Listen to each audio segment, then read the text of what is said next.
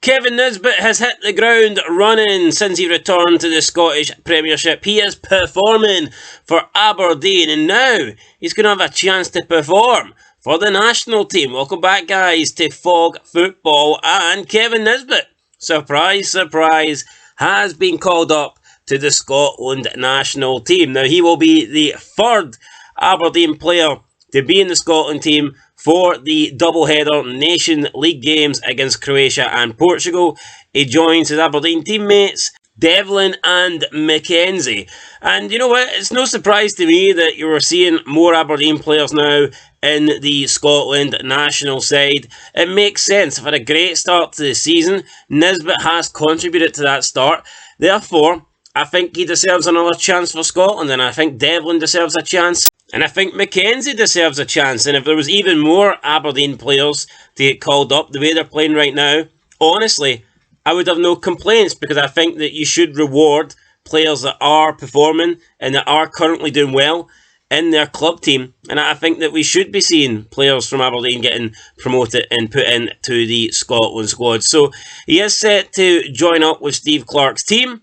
And I believe if he does play, it will be his fourth appearance for Scotland. I know he doesn't have that many. I know that Kevin Nisbet, as of right now, he's not been capped that many times. But since his return to the Scottish Premiership, he has been good. It didn't work out for him at Millwall, but we all know how he was at Hibernian. He was a good goal scorer. He was a player with a lot of hype around him. When he was at Hibs, he was being compared to Lawrence Shankland, and you know, those two were like neck and neck. And we've seen Lawrence Shankland over the past couple of years make quite a few appearances for Scotland. So, I mean, maybe Nisbet right now he's probably considered to be better than Shankland. You know, he's got better form than Shankland. He's, I believe, got more goals this season than Shankland. His team's joint top and Shankland's team's right at the bottom. So it wouldn't be that, you know, hard to believe if Kevin Nisbet actually has already leapfrogged Lawrence Shankland in the international ranking order in terms of the pecking order, who Steve Clarke wants to be his number one. Although at the moment, I do believe it is Shea Adams, because he is performing pretty well and scoring goals in Serie A. But yeah, just to actually go back on the international career of Kevin Nisbet, he actually has 11 appearances. I did not think it was that many, but there you go.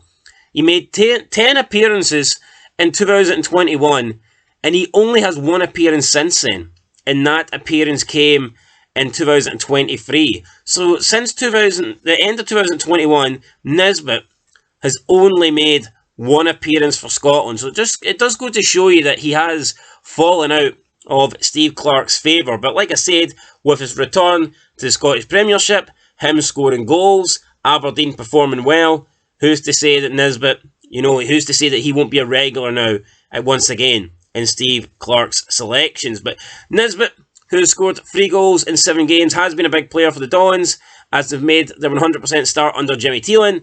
Nisbet moved to Pittodrie on loan from Millwall and admitted that getting back into the Scotland squad was a major driver. Obviously, he has 11 caps now. He missed out on Euro 2024. Now, he was returning for injury, but honestly, I think because of his stint at Millwall and just how unimpressive it was, I would not have been totally surprised if he missed it at all and he was fully fit.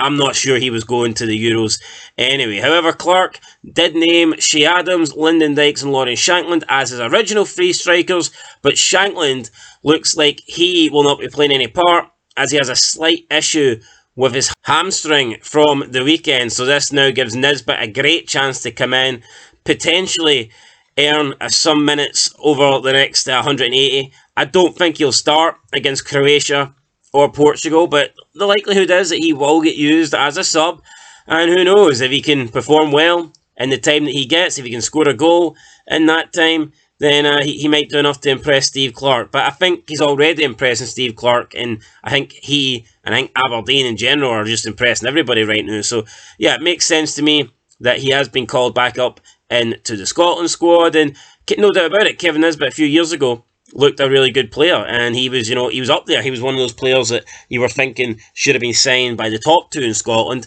He has fallen away, over the past 2 seasons, but maybe he's back. Maybe he's back to his best, and maybe the best is still yet to come from Kevin Nisbet. We'll find out this season. We'll see how good he can be, and if he can propel Aberdeen, if he can help push them up and into this battle at the top 2, then what a season he will have, and I'm sure his stock will rise significantly with that. So yeah, guys, that's it. Kevin Nisbet back into the Scotland team at the expense of an injured Lawrence Shankland.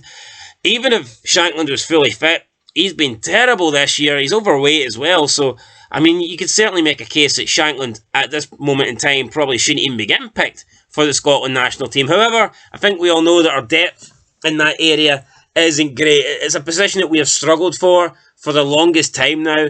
I still don't really rate our options up there, but if Nisbet can get back and into the mix and he can be a good option for us to have, then the more the merrier, because right now we don't have many. So yeah, guys, that's it. Been Fog Football. We'll catch you in the next one. Till then, make sure that like button, hit that subscribe button too, and I'll see you next time. Peace.